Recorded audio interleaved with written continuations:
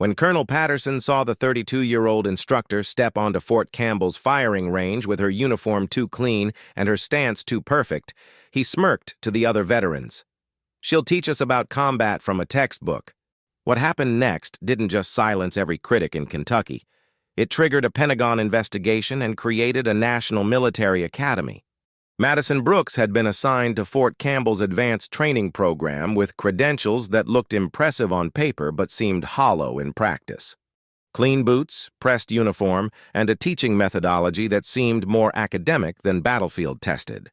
What the seasoned instructors didn't know was that Madison preferred to teach through demonstration, and today's lesson would involve a 2,500-meter shot that only a handful of people in American military history had ever successfully made. Staff Sergeant Jake Morrison from Army Times was there to document routine training exercises. Instead, he was about to witness something that would force him to dig into classified files and uncover the truth about a ghost unit that officially never existed. Because what happened when Madison approached that Barrett M82 would prove that the most dangerous assumptions are the ones we make about quiet strength, and the greatest warriors are often the greatest teachers. The Kentucky sun blazed mercilessly over Fort Campbell's advanced firing range, where the Army's most promising marksmen came to be humbled by distance and wind. Madison Brooks stood at the equipment station, methodically checking her gear with movements so precise they seemed rehearsed. Her name patch read, Brooks, M. And to most of the seasoned instructors watching, it might as well have read, Rookie. "Look at her," whispered Sergeant First Class Rodriguez to his companion. Uniform pressed like she's heading to a ceremony, not a live fire exercise. Colonel James Patterson, a 23-year veteran with deployments spanning 3 continents, watched Madison with the skepticism of a man who had seen too many academy graduates crumble when theory met reality. At 55, Patterson had earned his stripes in places where mistakes were measured in body bags, not test scores. He commanded respect through competence, not rank, and he had zero patience for instructors who taught tactics they'd never tested under fire. But what drew Morrison's attention wasn't Madison's appearance. It was her teaching style. As young recruits gathered around the Barrett M82, she didn't lecture about ballistics coefficients or wind calculations. Instead, she knelt beside the massive rifle and began demonstrating breathing techniques while explaining wind reading in terms so practical they seemed to come from muscle memory rather than textbooks. "Wind's coming from the southeast at about 9 knots, she said quietly, not to the group but to herself, though everyone could hear. "Heat shimmers creating mirages past 2,000 meters. Dry air, low humidity. Perfect conditions for learning." But what they didn't realize was that Madison's calm wasn't nervousness masquerading as confidence. It was the stillness of someone who had made impossible shots when lives depended on it, and what she was about to demonstrate would shatter every assumption they'd made about quiet strength. The target stood at 2,500 meters, a distance that made experienced snipers pause and novices abandon hope. Even with the Barrett M82s, 50 caliber power, hitting a steel plate at that range required perfection in every variable: wind reading, breathing control, trigger discipline, and something indefinable that separated good marksmen from legends. "That's a career shot," muttered Staff Sergeant Williams, adjusting his binoculars. "Most guys train for months before attempting 2,500. Colonel Patterson stepped forward, his voice carrying the authority of 2 decades. "Instructor Brooks, this exercise is designed for advanced marksmen. Perhaps we should start with something more manageable?" Madison looked up from the rifle, her green eyes calm and steady. "Sir, I find that the best way to teach precision is to demonstrate it. Sometimes the most valuable lessons come from watching what's possible, not what's expected." What they couldn't see was that Madison's methodical preparation wasn't academic theory. It was ritual born from missions where second chances didn't exist, and the difference between victory and catastrophe was measured in millimeters. Morrison scribbled notes, intrigued by her unconventional approach. Most instructors at Fort Campbell followed doctrine to the letter. Madison seemed to be writing her own manual in real time, and something about her confidence suggested she had the credentials to back it up. She slid the magazine into the Barrett with a click that echoed across the range, then settled into position with fluid movements that spoke of countless repetitions. Her breathing slowed, her body became perfectly still, and for a moment the entire range fell silent except for the whisper of desert wind. What came next would prove that the most dangerous assumptions are the ones we make about quiet competence, and what Madison was about to reveal would force everyone present to question everything they thought they knew about teaching, learning, and what it truly means to lead by example. Madison's finger found the trigger with the familiarity of a pianist touching keys. Her breathing settled into the rhythm that had sustained her through missions that officially never happened, in places that didn't exist on any approved map. The Barrett M82 felt like an extension of her will, its weight and balance as familiar as her own heartbeat. "Hold," she whispered, just loud enough for the nearest recruits to hear. "Drift correction. 4 clicks left for wind. Elevation is preset. Breathe out halfway. Hold. And..." The shot thundered across Fort Campbell like the voice of God, its 750-grain bullet screaming through the Kentucky air at 2,800 feet per second. 2.5 seconds later, an eternity in the physics of precision shooting, the steel plate at 2,500 meters erupted in a shower of sparks and a clang that echoed off the distant hills. Silence. Complete, stunned, absolute silence. Morrison's pen froze over his notepad. In 15 years of military journalism, he had witnessed extraordinary feats of skill and courage, but something about Madison's shot pattern, the way she held through recoil, the precision of her wind calculation, the absolute confidence in her execution, triggered a memory he couldn't quite place. Colonel Patterson stared through his binoculars at the target, then looked at Madison, then back at the target. "Spotter, confirm," he said, his voice barely above a whisper. "Direct hit, sir. Center mass. 2,487 meters confirmed." But what Morrison recognized in that moment, the particular way Madison maintained her shooting position, the specific breathing technique she demonstrated, the almost supernatural calm that preceded the shot, would lead him down a research path that would uncover classified operations, dissolved units, and a legend that the military had tried very hard to forget.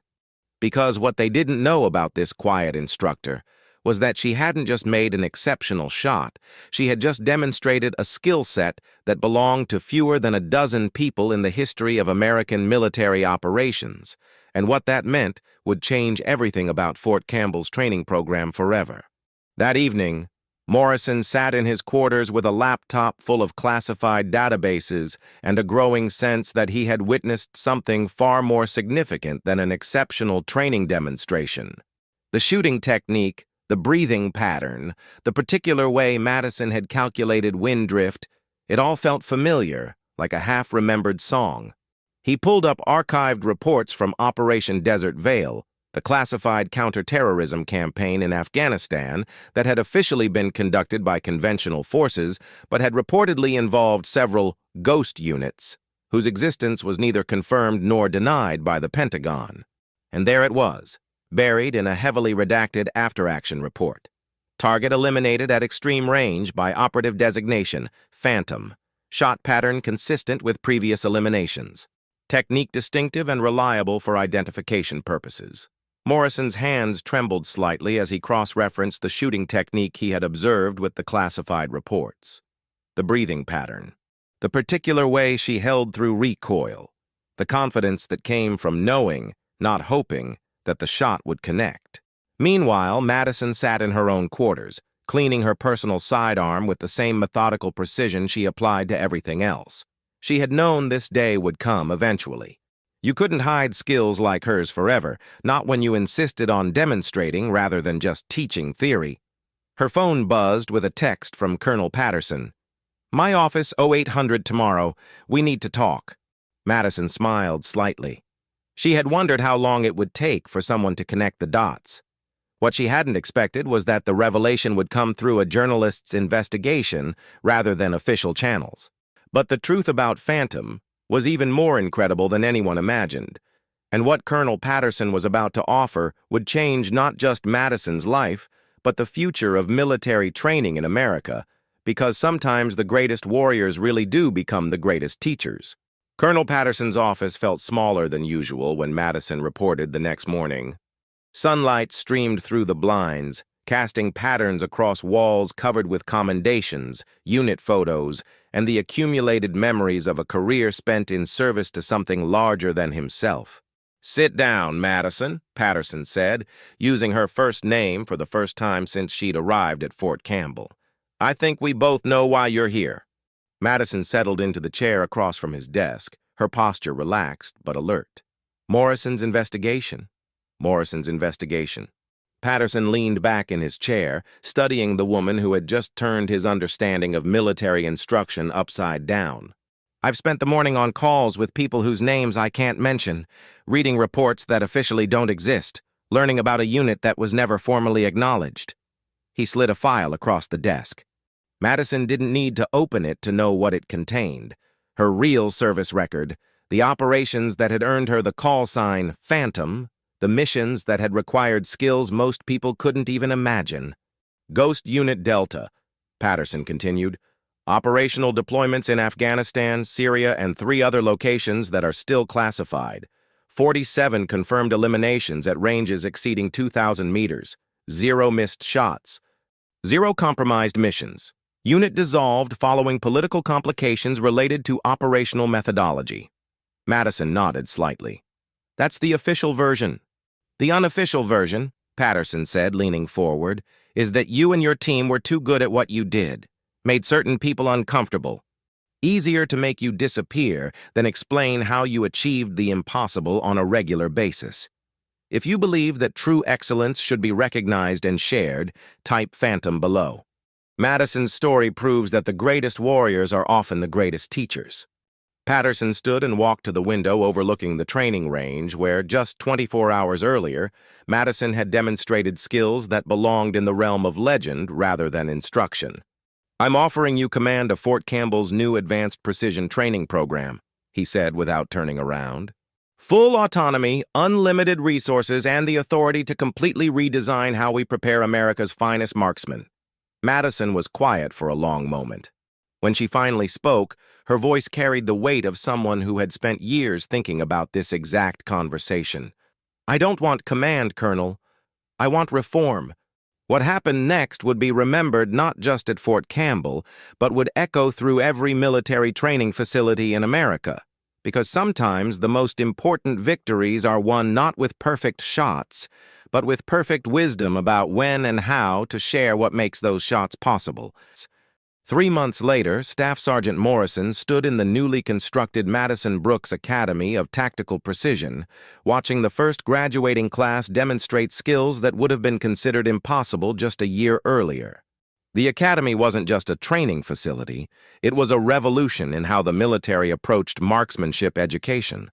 Madison's teaching methodology had been implemented across 17 military installations. Her students weren't just learning to shoot, they were learning to teach, creating a network of instructors who carried her philosophy of precision through demonstration rather than theory. "How many?" Patterson asked, joining Morrison at the observation deck. 87 graduated this quarter," Morrison replied. 15 are already serving as instructors at other bases. The Army is requesting she expand the program nationally. Below them, Madison worked with a young corporal who was struggling with breathing control at extended range. Instead of explaining the theory, she demonstrated the technique, then guided the recruit through the process until muscle memory replaced uncertainty. The recruit's shot connected at 200 meters, a distance he had never attempted before meeting Madison. The smile on his face was worth more than any commendation or recognition. "She turned down the Pentagon's offer," Patterson said quietly. "They wanted to bring her to Washington, make her the face of a new military precision program. She chose to stay here, keep teaching." Morrison nodded, understanding completely. He had spent months documenting Madison's transformation of Fort Campbell, watching her create something that was bigger than any individual achievement.